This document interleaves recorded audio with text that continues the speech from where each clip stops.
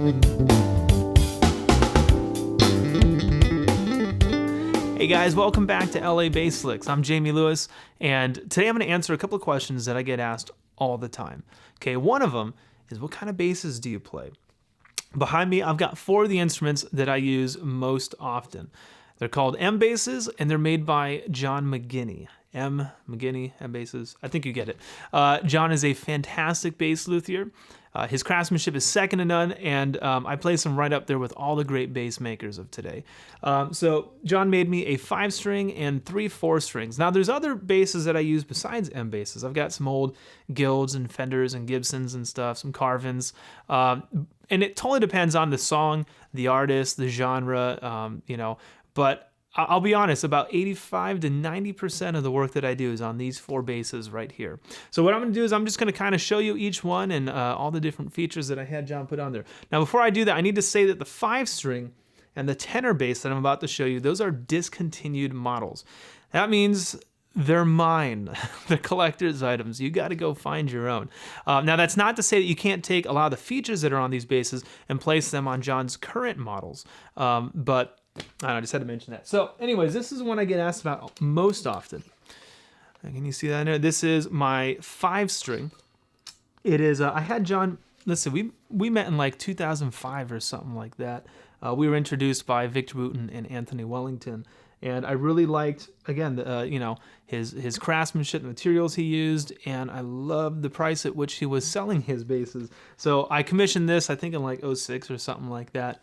And so yeah, it's a 5-string. It's got a Buckeye burl top and a mahogany body. People ask me all the time why I painted my bass camouflage, and I say so that you can notice the bass player even less. That was a terrible joke, but actually it's not painted. That's just the look of the tree. So I love the wood that he chose on this. It's got Macassar ebony knob covers, pickup covers, block inlays, and binding. So that's all matching. I don't know if you can see there's a binding around the neck, and a figured maple fingerboard, and has an Aguilar OBP 3 preamp. Now that's the cool thing about having John make this bass, was that I actually got to help design this with him. I mean, obviously the body shape and all that was there, but I chose the scale length. This is a 35-inch scale. I told him what kind of body top I wanted, and he suggested the wood that would contrast that. I said I wanted the binding and the inlays and all that stuff. And so I'll get to more of that in a second, but that's a really big plus in having someone hand make your instrument for you, is you get to be very involved along the way. The next bass that I had John build for me was this guy right here. This is a tenor 4-string bass. It's a chestnut top and another mahogany body. Kingwood fingerboard, same Aguilar preamp. It's got some J-style pickups on there. And I don't know if you can see this, but my wife designed this rose emblem that John was kind enough to put on there, made out of some different woods and some mother pearl abalone. It's really nice. But anyways, yeah, so both of these basses are discontinued models that John no longer manufactures, but a lot of the features, obviously, you can have placed on his newer models. Which brings us to the MJ4 sitting right here and an MP4 that I have back there. So here's the next question that people ask me all the time. Why get a custom shop Fender looking bass? Why not just buy one off the shelf, buy one stock? Here we go. The custom shop instruments that I have made are unbelievable. They're so reliable. It's not even funny. They're balanced perfectly. They hold their tuning beyond. I tune once at the beginning of the show, and that's it. I'm good for the rest of it. They play like butter. There's no dead spots. I can put the action wherever I want it. I don't get buzzing. Seriously, the quality, the craftsmanship, the exotic woods, the features, and the fact that I was a part of building it, and they've kind of got my stamp on there. It's awesome, but I don't use those instruments all the time. To be honest, the most of my work is done on a jazz bass and a precision bass. Passive 4-string basses. I do a lot of country, a lot of rock, a lot of pop music, and they don't want active 5-strings. They want passive 4-strings quite often. So the brunt of my work is on like a workhorse Fender. I wanted that same kind of reliability and craftsmanship, put into my workhorse instruments, the ones that I use most often. So that brings me over to these guys. This is an MJ4. It is an alder body on a rosewood fingerboard, maple neck. Bolt-on construction on the back. You can see 4 bolts on there. I had John put Nordstrand pickups in here at first, and I recently just changed them to Aguilars. There's a cool video where you can hear what those sound like, but they're hum canceling.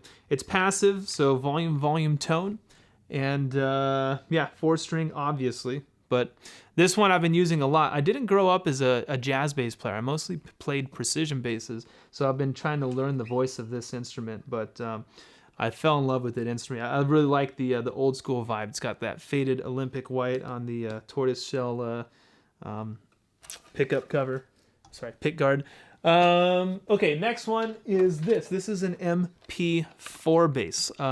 Swamp ash body with the classic tobacco burst finish, maple neck.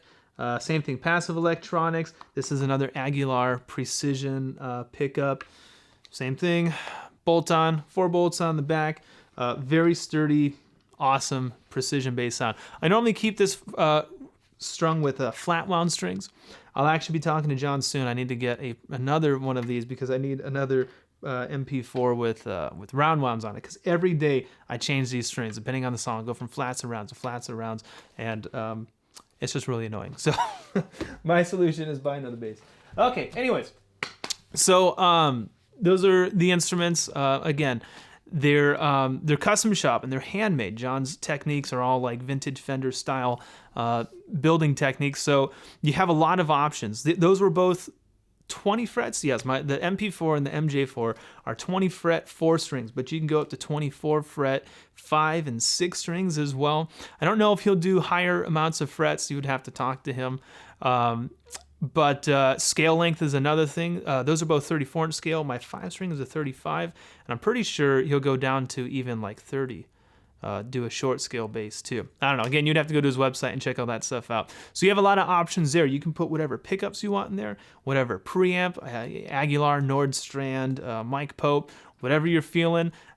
Same thing with exotic wood tops and bindings and inlays and stuff.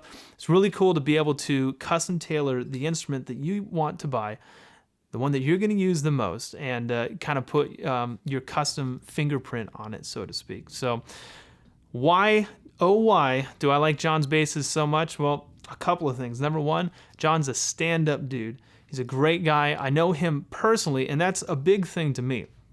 The fact that I can call up the guy who made my bass. I can't call Leo Fender. I can't call the president of Gibson. I can't ask them questions about my bass. But I can call up John, right? I've been on the road before. I've been in the studio and I hit trouble like, man, my pickups are doing this, or how do I set up my bass? How do I do intonation? Like any question I have, John's a phone call away. He's really good with emails too. John, I'm sorry if you get like 1 million phone calls and emails from this, but I mean that's a huge plus to me. The fact that I can call the guy who made it and ask him any question that I have. He's helped me out with a lot of situations. So that's a big thing for me. And then, like I said before, I mean, he's a good guy. I truly believe in what he does, and I don't support people or artists or companies or anyone who doesn't do business ethically, who I don't believe in what they're doing. And I stand by anything that John's doing. He's a good man, and as you can see, I really like his basses a lot. So anyways, that's all I got to say. I'll do some more of these types of videos with some of the other basses that I use, but for now, we'll see you next time. Have fun.